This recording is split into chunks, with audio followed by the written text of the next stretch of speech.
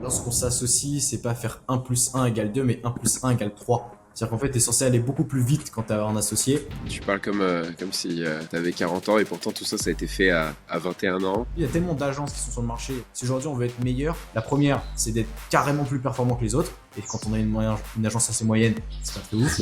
Ou alors être complètement moins cher. Mais dans les deux cas, c'est quasiment impossible de scaler. Salut Théo, comment tu Ça va, vas? super. Bon, alors, tu es le fondateur aujourd'hui de Scaling Process. On avait été en contact à l'époque où tu avais lancé Osmose, ton agence. Comment tu te décris? Redis-moi bien. Agence marketing, d'acquisition, on faisait un petit peu de tout, publicité, réseau, etc. Donc, ouais. Super, ok, acquisition marketing. Je me rappelle, on avait une cible en commun qui était les coachs, les formateurs, les infopreneurs.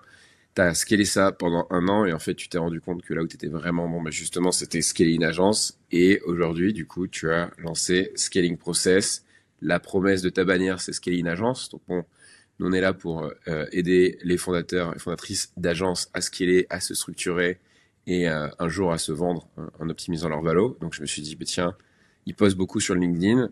Je le vois souvent passer. Ce serait bien de lui parler en direct, qui nous parle un petit peu de ce scaling process et qui aussi nous raconte son histoire parce que voilà, on avait bien accroché la dernière fois. Donc écoute, Alexis, je te laisse te présenter et recommencer tout au début. Carrément. Bah, écoute, déjà, merci à toi Théo pour l'invitation. Ça fait toujours plaisir. Hâte effectivement qu'on ait cette discussion qu'on attendait depuis un moment finalement. Donc, c'est top là-dessus. Pour me présenter dans les grandes lignes, alors moi, ça fait quand même un bon moment que je fais du marketing. Ça va faire quasiment 6 ans, 7 ans. Pour remettre un peu dans le contexte, je vais avoir tout juste 21 ans, donc encore dans la vingtaine. Mais du coup, j'ai toujours fait du marketing, j'ai toujours vécu, mangé, dormi marketing plus ou moins. C'était un peu ma passion de base, jusqu'au jour où j'ai compris que je pouvais la monétiser à travers une agence, tout simplement. Et donc, j'ai commencé un peu par différents services, community management, Facebook Ads petit à petit. Et puis, quand j'ai découvert un peu ce milieu-là, c'est là où je me suis senti le plus à l'aise, finalement. Donc j'ai continué dans cette voie-là, à la base en tant que freelance, et puis ouais, effectivement, petit à petit, je suis passé sur le modèle agence avec effectivement mon ancienne agence Osmose. On y reviendra un peu sur l'histoire aussi de cette agence que j'avais pu monter à ce moment-là. Et plus récemment, donc ça fait déjà maintenant un mois et demi, le lancement de Scaling Process, qui est effectivement où on aide les agences, d'autres agences marketing à aussi scaler leur propre acquisition. Parce qu'on s'est rendu compte qu'il y avait un gros problème à l'heure actuelle sur le marché, c'est que mine de rien, il y avait beaucoup d'agences sur le marché, il y a beaucoup d'agences marketing, mais que très peu contrôlaient vraiment leur acquisition. Très peu étaient capables de vraiment avoir la croissance qu'ils méritaient parce que du coup, ils n'avaient pas forcément les process. Souvent, ce sont des business qui sont très bons pour délivrer leurs clients, mais quand il s'agit pour eux-mêmes d'acquérir des clients de manière continue, bah, on a remarqué qu'il y avait souvent un gros problème à ce niveau-là et nous, on vient implémenter finalement les stratégies qui nous permettent de scaler nous-mêmes directement pour nos clients. Ok, donc j'aime bien. Tu parles comme si tu avais 40 ans et pourtant tout ça, ça a été fait à 21 ans. Juste comment, tu dis que tu mangeais marketing, comment on mange marketing? Bon, on mange Ah, tu- marketing. Ça me rappelle. Je mangeais marketing parce que j'ai une anecdote qui ah, me vient en tête. ok. Et pendant que j'étais. Alors, je pense que ça va pas être ce dont les gens pensent. Mais typiquement, moi, je me formais tout le temps. Et d'ailleurs, c'est le cas encore. Je regarde beaucoup de vidéos, j'apprends beaucoup, etc. Et pendant une période, alors je le fais plus vraiment maintenant, pour être carrément honnête. Mais lorsque j'étais encore au lycée et vraiment au début de mon agence, où vraiment j'étais obsédé par ça, ça revenait même, ou même pendant les repas, je regardais des vidéos YouTube en question et vraiment, donc quelque part, on peut dire que je mangeais marketing, puisque je mangeais en même temps, je regardais plein de vidéos sur le Ok, marketing. et justement, enfin, déjà, je trouve ça hyper intéressant que tu sois si jeune et qu'au final, on est déjà quasiment une génération d'écart. Du coup, qui sont un peu toi tes références, tes héros, via qui tu as appris tout ce marketing-là, par qui tu as commencé, qui c'est qui t'inspire le plus aujourd'hui? Me dis Ouais. pas Hormozy, c'est trop facile, mais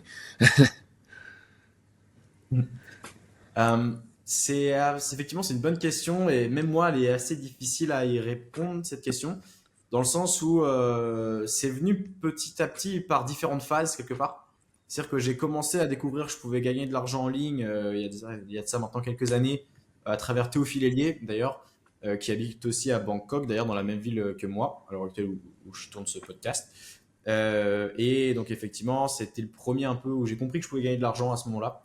où je me suis dit, attends, il y a quelque chose qui est faisable à ce niveau-là. Et de fil en aiguille, en fait, je suis tombé sur plein de youtubeurs, infopreneurs, entrepreneurs, tous les termes qu'on peut trouver qui parlaient marketing à ce moment-là. À l'époque, je parlais pas vraiment anglais, Ouais, donc c'était surtout des vidéos que je pouvais trouver sur le marché français. C'était à l'époque, notamment si tu te souviens un peu, Olivier bien Roland, sûr. ce genre de choses, etc., qui parlaient effectivement SEO, blog, Bah, etc. Ça doit c'est carrément te parler, je c'est ce que pense. j'allais dire. Olivier Véran, c'est quand même, enfin moi, c'est ma référence, ma bible de à l'époque, parce que il est lui, justement, il est encore une autre génération, hein, parce que entre guillemets les générations en marketing, ça va très vite. C'était, moi j'allais le voir au Web de Connect à Paris en 2012. C'était des gars comme ça. Et à l'époque, en effet, c'était l'infopreneuriat, c'était un blog, c'était le blogging. Et lui, c'était le premier à faire ça. Aujourd'hui, beaucoup se lancent via la pub parce que bah, on les comprend, ça va plus vite et ça permet de tester. Mais à l'époque, oui, c'était créer ton blog. Donc c'est marrant que moi, qui suis revenu dans le SEO, au final, la boucle est bouclée. Ok, Olivier Rand. Ouais. Et donc, par contre, j'imagine que maintenant, tu parles plutôt anglais si tu habites à Bangkok. Est-ce que du coup, tu as d'autres références un peu US? Ouais, ouais, complètement. Des références US, je pourrais citer ce qui m'inspire le plus et que j'ai eu notamment la chance de rencontrer il y a quelques mois de ça, c'est notamment Russell Brunson, un peu OG du Tu marketing. l'as rencontré? J'avais été il y a quelques mois, ouais, j'avais été à la conférence du Funnel Hacking Live à Orlando. Waouh, Il y a de ça en octobre dernier, octobre 2023, si je dis pas de bêtises. génial. Donc ouais, c'était ouf, c'était une très grosse claque que j'ai Ouais, appris là. Et forcément, tous les intervenants aussi qui étaient autour, Jim Edwards, pour un peu les connaisseurs vraiment du copywriting, à ce niveau-là, Dan Kennedy, un peu le papy du ouais, marketing, comme j'aime bien dire, parce qu'il a 80 et quelques années, si je dis pas de bêtises, donc ça commence à faire. Donc ouais, c'est plutôt un peu ces anciens du marketing, si on peut dire ça comme ça, et dans la nouvelle génération qui m'inspire pas mal, mais qui sont pas très très connus. Et d'ailleurs, c'est de très belles références que j'invite à tout le monde d'aller voir. C'est notamment Eddie Malouf, une chaîne YouTube après une quinzaine, une vingtaine de milliers d'abonnés, extrêmement intéressant sur pas mal de process pour structurer son agence Done for You, etc., etc. super. Serge Gattari aussi pas mal, très intéressant. Euh, Brian Moncada, ça sent un petit peu pareil. C'est vraiment pour ceux qui veulent aller chercher de l'information directement à la source. Je vous invite vraiment à aller voir ce genre de chaîne YouTube. Et c'est vraiment à l'heure actuelle les personnes qui m'inspirent. Donc je dirais qu'il y a deux générations qui m'inspirent. À la fois les plus anciens du marketing qui se basent vraiment sur des Ouais. fondamentaux purs où c'est des choses qui vont tout le temps fonctionner, hein, tu vois. Peu importe le temps qu'on va traverser, je pense que ce genre de stratégie marcheront toujours. Et plus du coup aussi la nouvelle génération qui apporte un peu de fraîcheur, tu vois, dans les stratégies et qui permet aussi de prendre un peu d'avance Ouais, en couplant fondamentaux et nouvelles ouais, stratégies. c'est ça. C'est-à-dire que t'as les anciens qui ont compris que quand tu vends des fondamentaux, tu peux les vendre pendant 90 ans parce que ça change jamais. Et puis, t'en as qui viennent avec comment les appliquer, donc avec du YouTube, du Facebook, etc. Et on est d'accord. Ok, du coup on a deux sujets aujourd'hui. Il y a toi en tant que fondateur d'agence, et ça on va en parler, ça nous intéresse. Et toi en tant que personne qui aide les agences, donc ça va nous intéresser aussi bah, pour, on va dire moi et l'audience qui est comme moi fondateur et fondatrice d'agence. Donc toi comment donc t'as dit que t'es passé un peu de freelance à agence assez naturellement. C'est comment t'as eu tes premiers Ouais. clients? Est-ce que t'as eu du coup à une époque des employés et comment t'as structuré, scalé, comment tu faisais ton acquisition finalement sur cette agence quand c'était vraiment ton agence? Ouais. C'était une période assez intéressante parce qu'effectivement, j'ai toujours eu plus ou moins de facilité à être freelance. C'est-à-dire qu'à l'époque, j'avais pas mal d'amis à moi qui avaient déjà des agences et souvent, en fait, je passais par eux pour avoir des clients de cette façon-là. Ok, Ce qui fait que c'était hyper pratique ouais, pour moi, hein. Je pouvais avoir quasiment tout le temps des contrats de manière récurrente. Donc, c'était plutôt à ce niveau-là. Donc, ça, c'est ce qui me permettait d'avoir des clients de manière générale. Je faisais aussi pas mal de prospection physique il y a de ça quelques années où j'allais un peu dans ma ville. Donc moi, je suis originaire de Tours à la base. ok, Et dans ma ville, en fait, j'allais directement prospecter, démarcher, etc. Et ok, c'est comme ça que je tenais mes premiers clients. Le passage à agence, finalement, ça s'est fait lorsque j'ai fait ma première association où du coup j'ai pu effectivement structurer un peu plus le modèle. On a pu structurer pas mal de choses, ce qui nous permettait de contrôler beaucoup plus notre acquisition et voilà, de tenir des clients un peu plus réguliers sur le long terme, etc. Donc j'avais beaucoup plus de stabilité en passant en tant qu'agence, ce qui fait que je suis passé d'un modèle en tant que freelance où je générais entre 5 et 7 000 euros vraiment sur les meilleurs mois, à un modèle où sur l'agence, on est monté à 35 000 € sur mon ancienne agence par mois, je parlais dessus. Donc voilà un petit peu ce qu'on faisait à ce niveau-là. Et voilà un peu le passage. Alors, je sais pas si ça répond vraiment à Ouais, ta ouais, ben question, justement, le mais passage, voilà. c'est, du coup, là, tu as soulevé le point de, tu t'es associé. Comment t'as rencontré cette personne? C'était qui? Est-ce, euh, qu'est-ce que t'as vu comme, ça, c'est une vraie question où je vois beaucoup de monde aujourd'hui qui sont, dire, tu commences souvent solopreneur ou freelance, t'es tout seul et je vois Ouais, beaucoup de personnes où, quand c'est un groupe de un le gars tout seul, c'est vraiment, ça rame. Et moi, j'étais dans cette situation. Et je voyais beaucoup de groupes de deux autour de moi où vraiment, si on parle de stade de début, tu vois, je vois vite des groupes de deux qui passent à 15-20 k assez facilement par mois, alors qu'à un, ne serait-ce que 5, je trouve que c'est bloquant. Je vois pas plus tard que, enfin vraiment en ce moment, en temps réel, de ces dernières semaines, un des colocs avec qui on vit, comme je t'avais dit la dernière fois, on vit dans une grosse colocation avec que des personnes qui ont des agences dans le digital, où lui, il était tout seul et il bossait comme un malade pendant des mois. Je le voyais bosser comme un fou, mais je voyais pas vraiment le résultat. Et là, ça fait quelques semaines qu'il est, comme toi, plus ou moins associé. En tout cas, il s'est mis à bosser à deux avec une autre personne. Et d'un coup, je vois les résultats. Et il y a plein de bonnes raisons derrière ça. Mais je voulais savoir, toi, quel était un petit peu ton feedback, de ton expérience perso là-dessus, la différence avant-après. ouais. Moi, il faut savoir que du coup, je suis passé par trois phases. Une première phase où finalement j'étais en solo, donc plutôt solopreneur, sur le modèle où effectivement je faisais 5 à 7 000 € maximum chaque mois. Et finalement, du coup, effectivement, j'ai ressenti qu'à un moment donné, j'atteignais un certain plafond et que je pouvais pas, ou du moins j'allais beaucoup plus galérer à passer à l'étape supérieure. C'est à ce moment-là où j'ai rencontré mon ancien associé, parce que du coup, la phase numéro 3 c'est de retourner en tant que solo, et vous allez voir que finalement, c'est intéressant aussi, j'entends des belles leçons sur ça. Ok. Typiquement, ça m'a permis vraiment voilà, d'apprendre à bosser en team, d'apprendre à communiquer, d'apprendre aussi à créer des projets beaucoup plus sérieux, où du coup il y a beaucoup plus de gens engagés. Aussi forcément, quand on est plusieurs, on ne se repose pas que sur nous-mêmes, mais c'est aussi un peu intéressant. Et donc ça m'a permis vraiment d'atteindre cette nouvelle étape de mon association, d'aller chercher justement ce palier qui me bloquait à 5 7 000 €, aller chercher 30 35 000 € par mois, parce que j'avais des process, parce qu'on pouvait avoir plus de structure, décupler notre charge de travail aussi, ça c'était intéressant. Effectivement, plus récemment, maintenant je suis plus avec mon associé depuis 2 mois et demi, quelque chose comme ça.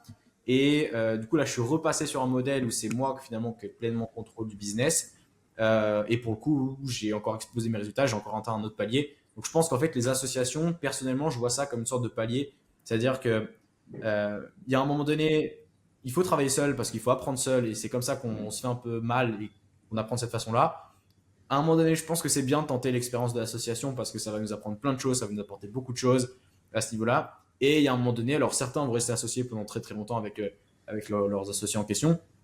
Nous, on avait fait le choix effectivement de séparer par rapport à ça pour plein de raisons. Ensuite, du coup, moi, j'ai refait l'expérience d'être tout seul. Et je pense que du coup, j'avais besoin de ça pour vraiment encore passer au niveau Ouais. supérieur et prendre des décisions plus réfléchies parce que j'avais pu gagner justement en expérience sur cette structuration, ces différents process, etc. Ouais, après, du coup, tu as changé de projet, donc peut-être que c'était plus aligné avec ce que tu voulais. Et sûrement, comme tu dis, c'est des phases, et ça se trouve, tu auras une nouvelle personne qui arrive avec une nouvelle complémentarité. C'est aussi ça, faut être complémentaire. Deux choses que je rajouterais Complètement. dans les avantages de pas être seul, même si moi, si je suis comme toi, on va dire, de base, je vais avoir tendance à plutôt vouloir faire les choses moi-même. Mais c'est vrai que quand t'es deux, t'as des comptes à rendre. Et du coup, bah, tu te motives en disant qu'est-ce que j'ai fait aujourd'hui. J'ai envie de dire à mon pote que j'ai bien bossé. Et aussi, juste le fait d'exprimer une idée ou une problématique à quelqu'un d'autre, d'un coup, la clarifie. C'est comme le truc où, je sais pas si tu vois, c'est un peu ce cliché où t'as un problème, on va dire, je sais pas, sur l'ordi. Et le fait de devoir taper sur Google ton problème va te faire te poser la bonne question et dire ah mais en fait est-ce que j'ai pensé à telle solution et t'as même pas fini d'écrire la question que t'as et donc en fait quand t'es tout seul t'as pas vraiment besoin d'exprimer ou mettre sur papier ou mettre dans une phrase un problème ou une question et quand t'es deux ça te fait faire ça et je pense que c'est ça aussi qui fait que tu accélères tu itères beaucoup plus vite à deux avec le ping-pong intellectuel. Bien sûr, bien sûr, bien sûr. Et moi, j'ai tendance à dire d'ailleurs que lorsqu'on s'associe, c'est pas faire 1 + 1 = 2, mais 1 + 1 = 3. C'est-à-dire qu'en fait, tu es censé aller beaucoup plus vite quand tu as un associé. Tu es censé réfléchir et obtenir de nouvelles idées constamment. Et ça a été le cas pour moi. C'est vrai qu'on a bien pu réfléchir, on a pu avancer très rapidement quand j'y repense maintenant. de par le fait qu'on était toujours en réflexion constante, avec des idées parfois qui s'opposaient, mais dans le bon sens du terme, c'est-à-dire que quand tu as des idées qui s'opposent, ça t'ouvre aussi d'autres horizons et ça te fait penser à d'autres choses, ce qui est intéressant par rapport à ça. Donc c'est le gros avantage de l'association à ce niveau-là. Malgré tout, je pense qu'on peut retrouver aussi ce genre de choses lorsqu'on recrute des personnes au sein de sa propre boîte, sans pourquoi pas avoir les désavantages de Tu, l'association à ce tu niveau-là. verras que c'est pas pareil. Euh, je, De quoi? je disais, tu verras que c'est pas pareil. Malgré tout, quand t'es le fondateur versus quand t'es employé, malheureusement, t'as pas la même charge mentale, on va dire. Mais je veux passer sur le sujet du scaling. Donc, du coup, scaling process, tu l'as fait un petit peu basé sur cette expérience, a priori. Est-ce que du coup, tu pourrais nous raconter ce que tu fais avec scaling process, mais vraiment dans le contexte de comment vous l'avez découvert, qu'est-ce que vous avez fait avec Osmose, Ouais. comment vous avez scalé cette agence et du coup, finalement, comment aujourd'hui tu le fais pour tes clients. Ouais, complètement.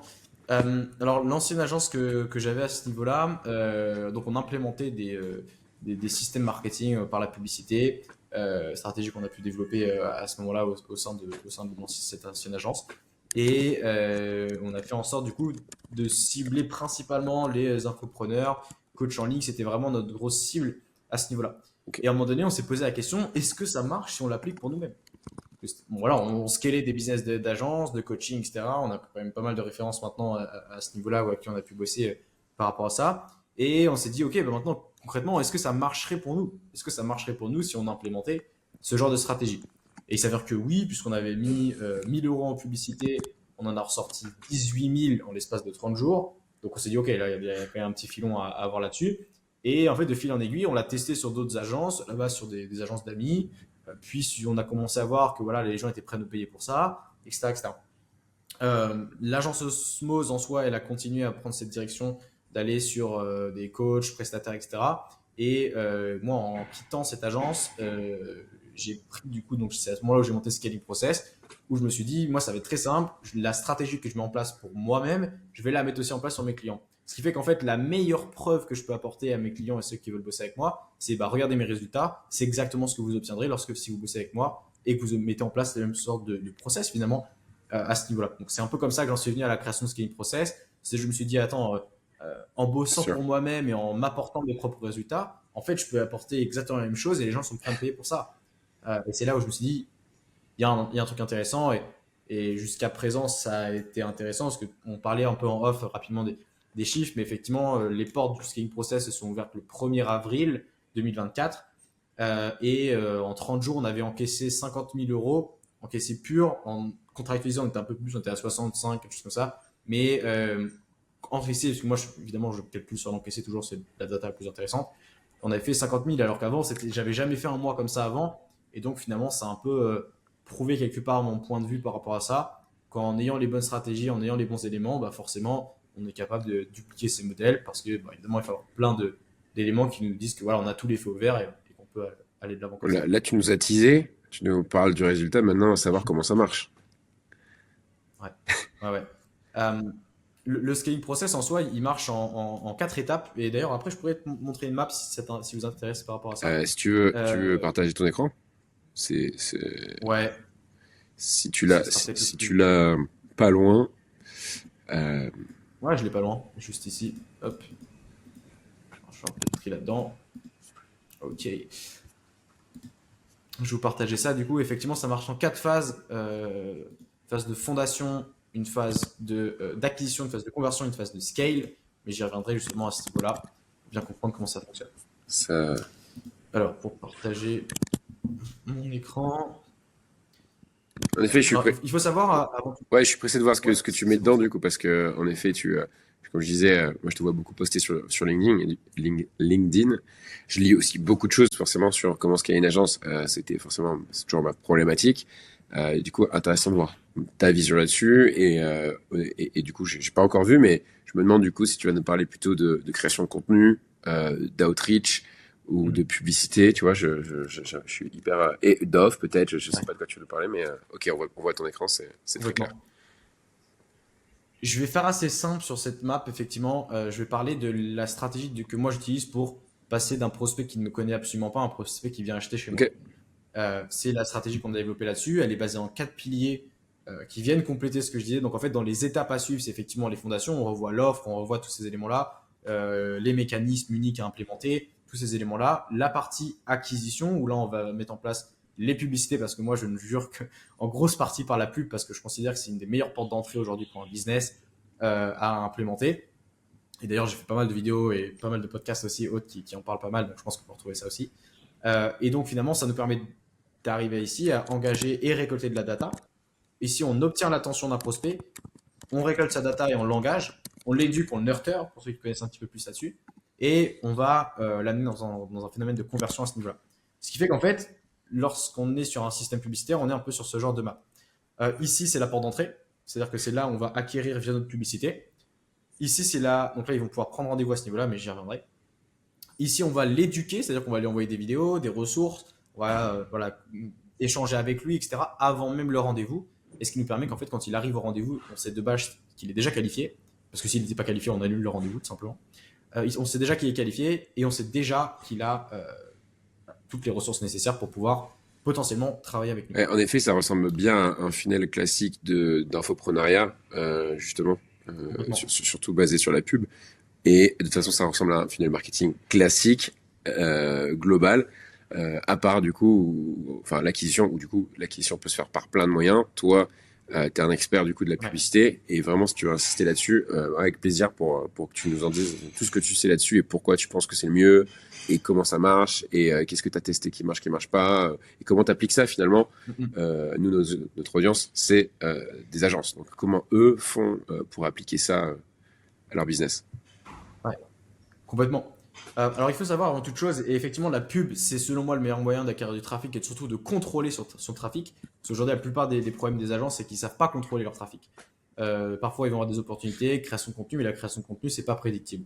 C'est-à-dire que tu vas avoir peut-être un jour, tu vas avoir 3 rendez-vous, tu vas pas en avoir de rendez-vous pendant une semaine. La publicité, quand tu sais la maîtriser, tu as des rendez-vous tous les jours qui tombent dans ton journée. C'est le gros avantage. Donc forcément, ça aide beaucoup à ce niveau-là. Il faut Et, savoir que moi, je considère la publicité et comme là un où, facteur quand tu vas arriver. Ouais, pardon, je te coupe, mais du coup, pour être complémentaire, où moi, du coup, j'ai une agence SEO et j'ai un peu cette, pas forcément vision inverse, mais complémentaire, où du coup, je dis, je suis 100% d'accord avec toi, parce que en 2024, la publicité, comme tu dis, ça a tous ces avantages-là, mais je vois aussi beaucoup de business. Bon, c'est déjà les 1% des bons business dont on parle, mais qui marchent très bien et qui sont basés sur la pub. Donc déjà, faut pas oublier que déjà, c'est vraiment des bons business qui ont passé ces étapes et qui arrivent à générer de l'argent. Et on parle d'infopreneurs qui font plusieurs millions, etc. Moi, quand je venais les démarcher, c'était pour leur dire, ben, OK, maintenant que tu as ça, va construire quelque chose autour du contenu qui t'appartient, va faire ton blog, etc. Donc, on revient à des méthodes d'il y a 10 ans pour, on va dire, conforter cette base. Mais je suis 100% d'accord avec toi que je prendrais pas un client, d'ailleurs, s'il me dit, non, j'ai rien, ça marche pas encore, je veux commencer par un blog. Non, tu commences pas par un blog, tu commences par avoir un business qui marche. La pub, ça te permet très, très rapidement d'avoir des feedbacks, de collecter de la data, améliorer ton process. Et quand tu gagnes de l'argent, tu peux investir dans un actif type du contenu sur ton blog qui t'appartient, qui est beaucoup plus long à développer, mais qui, une fois de plus, dépend que de toi et n'est pas... voilà, c'est que tu arrêtes de payer, tes articles y restent. Et si Google ou Facebook te coupe ton compte, tu as quand même ton trafic qui vient. Donc, hyper complémentaire. complètement. Et je suis carrément partisan de ce que tu partages à ce niveau-là. Je pense que l'ad, c'est le meilleur moyen de scaler rapidement et de rentrer du cash rapidement. Et effectivement, après, l'idéal, c'est évidemment de le coupler avec d'autres stratégies complémentaires en création de contenu, en SEO, etc., qui vont permettre aussi de chercher de la stabilité et surtout qui vont permettre de baisser les coûts par acquisition. C'est ça qui est le plus important. Et c'est d'ailleurs aussi, je pense, comme ça que tu te positionnes à ce niveau-là. Et pour moi, effectivement, tu vois, et ça, c'est un débat qu'on pourrait avoir. Les gens aujourd'hui, la plupart des fondateurs d'agences, ils cherchent tous à trouver la meilleure stratégie pour pouvoir développer son business. Mais en soi, il n'y a pas de meilleure stratégie selon moi, c'est juste qu'il y a différentes étapes à implémenter. Ouais. Ça ferait pas trop de sens, comme tu le disais, effectivement, de mettre en place une stratégie SEO si ton business il fait zéro. Ça ne ferait pas trop de sens. Par contre, si effectivement tu as déjà un business qui génère déjà de l'argent par un autre canal, que ce soit la prospection, la publicité ou autre, Là, effectivement, il y a des stratégies complémentaires qui peuvent arriver à ce moment-là. Tout simplement la création de contenu, le SEO, etc., qui vont venir complémenter ça et qui vont permettre effectivement de passer encore à un autre level, quoi. Donc, Et, moi, et, je te rejoins là-dessus. du coup, dernière mini parenthèse avant de te laisser continuer. Justement, tu mentionnes la prospection. Je trouve que déjà, je suis 100% d'accord sur le fait que les agences aujourd'hui n'ont pas un canal d'acquisition, comment tu dis, prédictible. Moi, je le vois avec toutes les agences avec qui je parle, c'est vraiment le problème numéro un. C'est aussi un peu logique pour plein de raisons, de toute façon. Mais du coup, maintenant, il y a vraiment toute cette vague d'agences de prospection qui aussi d'ailleurs s'adressent beaucoup aux agences, des agences des agences. Mais je commence déjà à voir que c'est hyper saturé. Et donc, je trouve ça intéressant que tu apportes, toi, une solution différente, parce que moi, je me fais démarcher toute la journée pour dire on vous génère 15 rendez-vous, enfin, la proposition classique, mais via de la prospection. Voilà, moi, j'en ai marre de me faire prospecter, et les clients que je vais prospecter, ils en ont aussi déjà marre de se faire prospecter. Donc, je trouve ça intéressant. Par Ouais. contre, je vois pas beaucoup de. Moi, je me fais pas trop attaquer par la pub. Euh, sur Facebook ou sur YouTube. Et donc, je pense que si j'en voyais une qui était ciblée, j'en serais plus sensible à ça. Complètement. Et le point aussi intéressant avec la publicité et pourquoi moi j'ai pris ce parti-là, bon déjà parce que ça fait longtemps que je fais de la pub et en fait j'en suis un peu venu naturellement à ça, mais surtout que c'est le rapport de force entre guillemets qui change. C'est-à-dire que quand tu vas Hmm. prospecter, en fait c'est toi qui viens demander à ce que le client vienne te rejoindre, quoi. La réalité c'est qu'avec la publicité, il a le choix de base, oui ou non, de cliquer. S'il décide de ne pas cliquer, ça va rien changer. Littéralement, ça va rien changer à notre business à ce niveau-là et ça va pas être une conversation qu'on va relancer constamment, constamment. Là, c'est lui qui fait le choix directement de prendre rendez-vous avec nous. Donc forcément, c'est déjà qu'il a émis un besoin dès le départ et qu'il comprend qu'on peut l'aider. Ça fait une grosse différence dans la C'est façon de vrai. poser là-dessus, quoi. Donc complètement, complètement, complètement. Je reviens du coup rapidement sur ça, effectivement, pour que tout le monde comprenne un peu le process et pourquoi aujourd'hui ça permet à la fois d'éduquer mais de relancer. Je vais faire très simple, hein, mais effectivement, la partie ads qui vient ici, qui est d'éléments déclencheurs, hein, où les prospects viennent de plein gré, ils peuvent s'inscrire à leur rendez-vous et prendre rendez-vous ici. Et ils vont tomber dans une sorte de workflow ici de relance avant leur premier rendez-vous, ce qui nous permet de les éduquer, de leur envoyer des messages, de leur apporter de la valeur, etc. Ce qui fait que quand ils arrivent à un rendez-vous, ils sont déjà qualifiés. C'est ce qui fait aujourd'hui que ça marche. Et d'ailleurs, ça sert à rien, et j'ai testé hein, des systèmes très complexes où on met des portes d'entrée de partout, des mails de partout, etc. Ce qui va se passer souvent, c'est que ça gicle le sang, ça fait n'importe quoi, ça finit par bugger, ça marche pas. Donc, j'ai une approche, et c'est pour ça que tout à l'heure je te parlais que je vais surtout sur les OG du marketing, entre guillemets, un peu les anciens, qui mettent beaucoup en avant les systèmes simples mais qui fonctionnent. Moi, je suis de cette école-là où je sais que les systèmes simples et qui se reposent sur des fondamentaux marcheront toujours. Donc pourquoi faire compliqué quand on peut faire simple, tu vois. C'est un peu ce que je mets en avant. S'ils n'ont pas pris rendez-vous, parce que parfois il y a des situations où effectivement ils ne vont pas prendre rendez-vous directement, ça peut arriver, et d'ailleurs c'est 80% du temps. Tiens, alors, attends, Je mets tout dans un... tant que t'es là, du coup, je commence c'est assez gros pour que je puisse enfin lire. Ouais, Si on se concentre vraiment sur la partie, du coup, acquisition pub, qui est, on va dire, ta zone de génie. Euh, Aujourd'hui, je suis une agence SEO, je veux mettre en place ce système, et si on parle vraiment du début et de la pub, de quoi parle, enfin, tu vois, comment tu m'aides, de quoi doit parler ma pub, sur quoi elle redirige. Donc là, tu as des mots qui sont peut-être, moi je les comprends, mais qui sont peut-être compliqués pour d'autres, opt-in, VSL, etc. C'est quoi le début de ce process? Je ouais. suis là, je suis l'agence, je bosse avec toi. Déjà, on pourra en parler après, mais est-ce que tu bosses plutôt en faisant une formation, ou est-ce que c'est du done for you, est-ce que c'est du done with you? Je suis là, j'ai mon agence. Alors, si j'ai la chance d'avoir une agence un peu nichée, un peu productisée, déjà, je pense que ça aide.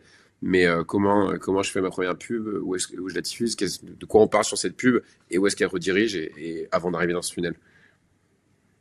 Ouais. Nous, en fait, au sein de Scaling Process, on aide justement les agences qui viennent avec nous à créer tous ces éléments-là, c'est-à-dire la VSL, qui est en fait une vidéo qu'on va mettre en avant la prise de rendez-vous, Ok. qui va nous permettre de qualifier le prospect et d'insister sur ses problématiques. Donc ça, nous, on les aide à structurer, on retravaille avec eux, parce que ça fait quand même un paquet d'années maintenant que je fais de la VSL.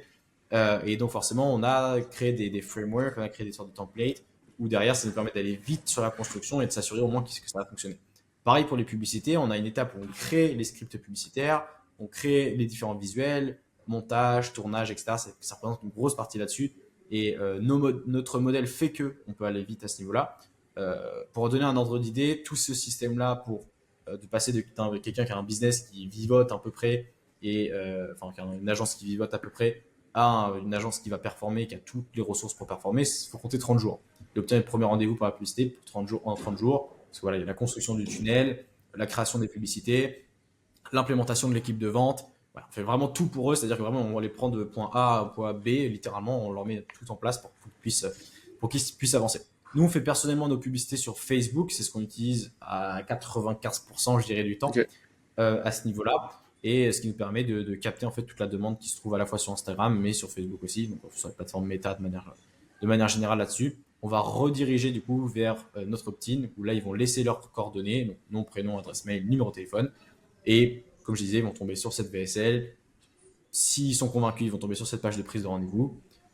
Si ils prennent rendez-vous, tant mieux, ils tombent dans le workflow de relance, de nurturing, pardon. S'ils ne sont pas convaincus, ils tombent dans le workflow de relance où ils vont être rappelés par l'équipe commerciale, recevoir ton tas de mails, etc. Un peu le process qu'on peut effectivement voir sur des agences, des business d'infoproduits, mais que nous on a adapté à la sauce agence finalement pour que derrière ça puisse performer, en particulier pour les agences. Et c'est exactement le même process qu'on met en place pour nous, quoi. Ce que je trouve Voilà, intéressant, je te confie. c'est, tu vois, un, un infopreneur, quelqu'un qui vend une formation, un truc un peu life-changing, etc. Et j'imagine bien ce qu'il peut mettre dans sa pub parce que l'offre, elle est, enfin, tu vois, c'est assez clair et on les voit sur YouTube et sur Facebook. Quand tu es une agence, comment tu aides une agence du coup à avoir un peu un message impactant comme ça? Parce qu'on le sait très bien, le problème c'est que la plupart des agences, elles font un peu de tout pour un peu tout le monde et elles n'ont pas Ouais. forcément une offre irrésistible si on utilise les mots un peu à la mode. Euh, Mm, mm. Comment tu approches cette partie-là? J'imagine que ça va être tout le temps des gens qui viennent te voir et qui ont un truc pas très sexy à vendre. Comment tu les aides à le rendre sexy? En fait, effectivement, souvent leur problème, c'est que leur offre de base n'est pas sexy et c'est donc pour ça qu'ils n'arrivent pas à vendre, Ok, tout simplement. Donc, ce qu'on met en place derrière, parce qu'en fait, la réalité, c'est que personne ne veut acheter un site web, personne ne veut apprendre, ne veut faire des reels sur son Instagram, tout le monde s'en fiche. Ce qu'ils veulent avant tout, c'est gagner plus d'argent. Ce qu'ils veulent avant tout, c'est aller chercher plus de résultats. Que ce soit une agence ou un autre business complètement. Et les agences travaillent pour d'autres business, donc ils doivent s'assurer que ces business-là vont gagner plus d'argent. C'est le but d'une agence. Euh, Derrière, nous, ce qu'on fait, c'est qu'on a une partie, on retravaille toute leur fondation. Donc, justement, on retravaille tout leur avatar, on retravaille toute leur offre irrésistible, si on peut dire ça, on met ouais, les mots un ouais. peu à la mode, et on les met dans un modèle où on va faire en sorte de créer leur écosystème complet, où finalement on se différencie de la concurrence. On ne cherche pas à être meilleur, ça n'a aucun intérêt. Parce qu'aujourd'hui, il y a tellement d'agences qui sont sur le marché, il y a tellement de propositions, de propales, de tous les prix, etc. Si aujourd'hui on veut être meilleur, il y a plusieurs possibilités. Il y en a que deux en réalité qui pourraient devenir meilleurs sur un marché. La première, c'est d'être carrément plus performant que les autres. Et quand on a une agence assez moyenne, c'est pas très ouf. Ou alors être complètement moins cher. Mais dans les deux cas, c'est quasiment impossible de scale. Nous, ce qu'on cherche à faire, c'est se rendre différent. C'est-à-dire, OK, aujourd'hui, quelle proposition je peux amener sur le marché? Peut-être sur un marché plus spécifique, une niche plus spécifique, peut-être sur une proposition de valeur différente, une garantie différente. Ce qui fait qu'en fait, on crée finalement notre propre marché, à la fois nous-mêmes, hein, en stand scaling process, mais pour tous les clients avec qui on bosse. On les rend différents de ce qu'ils peuvent faire, de ce qu'ils ont pu faire par le passé, ou forcément, bah, s'ils sont venus nous voir, c'est que ça n'arrivait pas à passer à l'étape au-dessus. On les rend différents pour qu'ils puissent passer à notre étape. Ok, donc vraiment, si je comprends bien, vous êtes vraiment, enfin, t'es bon en marketing et tu aides des boîtes qui sont douées dans leur spécialité à dire, à décanter leur business et dire, ok, d'ailleurs, j'imagine que ceux qui ont plus d'expérience, plus d'années, c'est plus simple parce qu'ils ont peut-être plus de case study à utiliser. Tu vas bosser avec eux pour dire, bon, ben là, ça, c'est une belle case study. Ça veut dire que tu as une facilité à bosser avec ce type de client et on va utiliser ça dans notre discours pour essayer de cibler ce type de personnes en disant, voilà, on a réussi à avoir tel résultat. Eux, en fait, ils ont déjà un petit peu toute la matière première et toi, tu vas les aider à la mettre en mots et en système, c'est bien ça? Exactement. C'est exactement ça. C'est-à-dire que souvent, eux, ils ont la tête dans le guidon. Ils sont tout le temps à fond, toujours à chercher plus de clients, etc. Sauf qu'ils prennent jamais le temps de vraiment se poser et regarder ce qui va pas dans leur business. Et souvent, quand ils prennent ce temps-là et quand ils retravaillent ce qu'ils ont construit jusqu'à présent, bah, souvent ça passe à une étape supérieure à faire. Parce qu'ils sont capables de passer dans un autre modèle.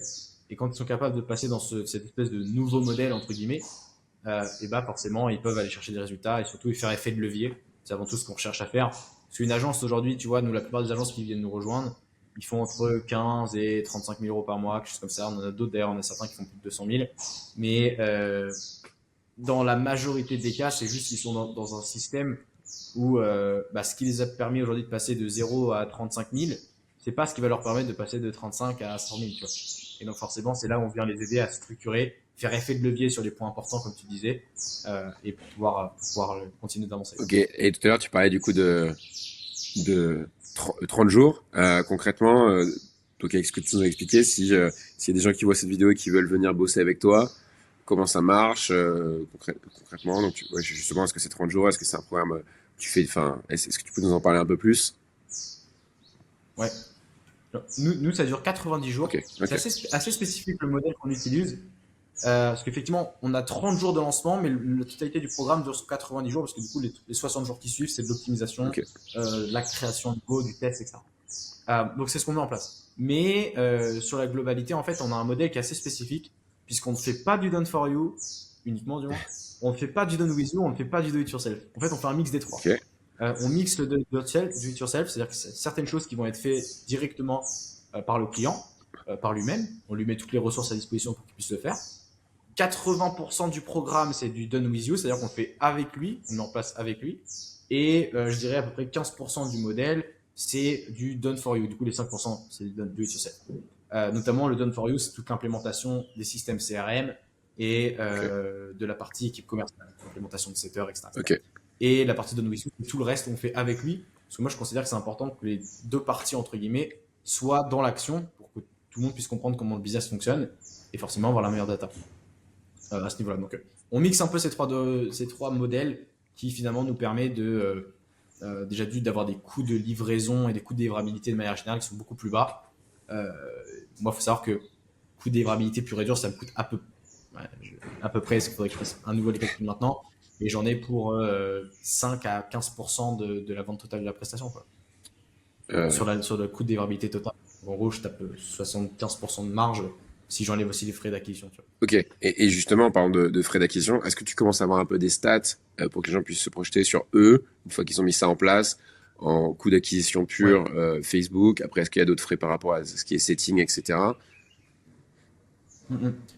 Alors, évidemment, ça dépend de plein de facteurs. Il y a beaucoup de facteurs qui rentrent en compte et voilà, faut prendre aussi ces éléments-là. Moi, j'ai tendance à dire pour une agence marketing, peut-être qui nous écoute, qui est dans le domaine de l'acquisition, que ce soit de l'outbound, de l'ads, de la création de content, que ce soit des reels, agence TikTok, etc., ce genre de choses, même agence SEO, de manière générale, à partir du moment où ils ont des offres supérieures ou égales à 3 500 euros, si on sait ils vont avoir à peu près des coûts par acquisition client, je parle. Donc à chaque fois pour obtenir un client, ça va leur coûter 500 à 700 euros. Donc à chaque fois qu'ils vont dépenser 500 euros, ils vont obtenir un client.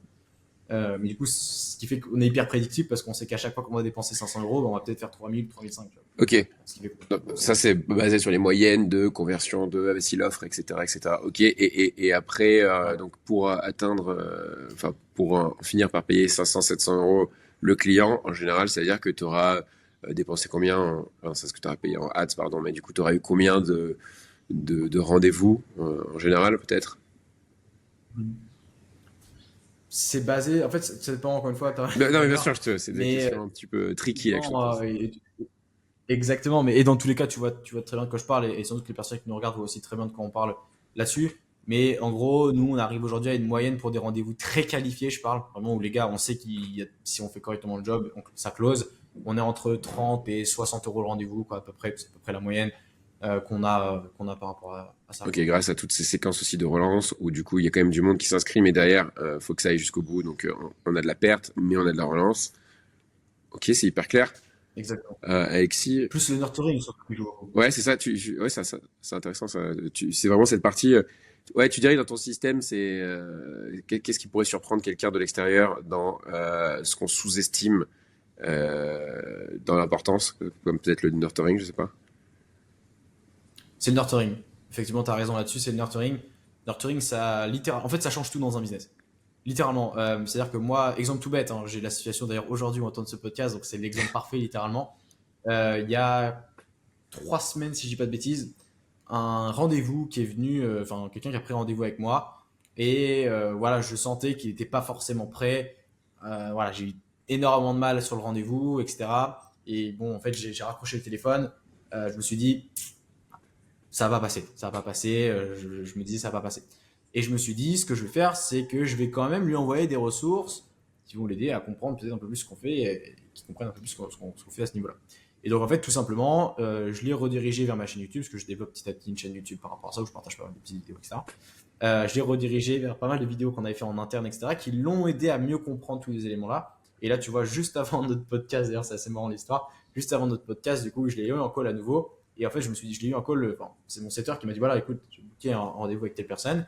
Et je me suis dit, bizarre quand même qu'il revienne. Je sais pas, je le sentais pas en confiance au premier rendez-vous. Ouais. Et bizarrement, tu vois, en fait, là, il m'a dit, écoute, Alexis, moi, j'ai tout compris. J'ai eu beaucoup plus confiance en votre process, etc., ce que j'ai pu voir. Et du coup, ça est venu sur une signature, tu vois, avec lui sur notre modèle.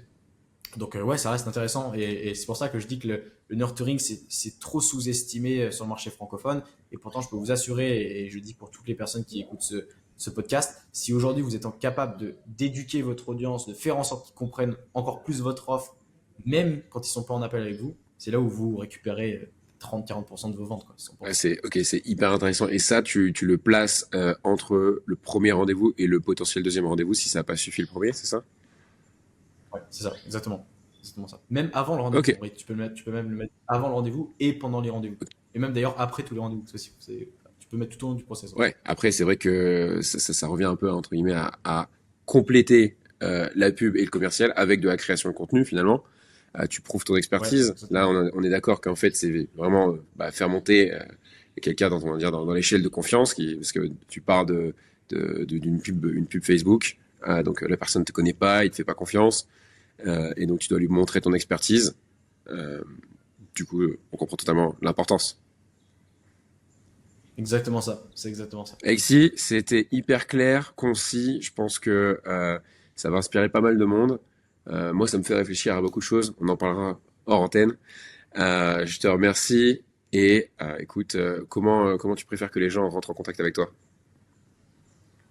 Tout simplement, Alexis Potier sur YouTube, Instagram, Twitter. On peut me retrouver partout. Et dans tous les cas, T'as même pas dit dans tous LinkedIn. les cas, il y a de grandes chances que. Et si, LinkedIn aussi, en effet. C'est vrai que je suis même moins actif et pourtant, on me voit pas mal sur Ah LinkedIn, mais oui, c'est pas là où je suis le plus actif en réalité. Je suis plus sur Twitter et YouTube quand ok. même. Mais effectivement, sur LinkedIn aussi, on peut me retrouver. Pareil, Alexis Potier, à ce niveau-là. Et dans tous les cas, vous me verrez sans doute sur une publicité. Ça m'étonnerait pas Ok, si vous voyez ma tête passer. Pottitter. Alexis, merci pour la masterclass aujourd'hui. Je te souhaite une très bonne journée. Très bonne journée à toi, Théo. Merci pour l'invitation et à très Avec vite. plaisir. Ciao, ciao.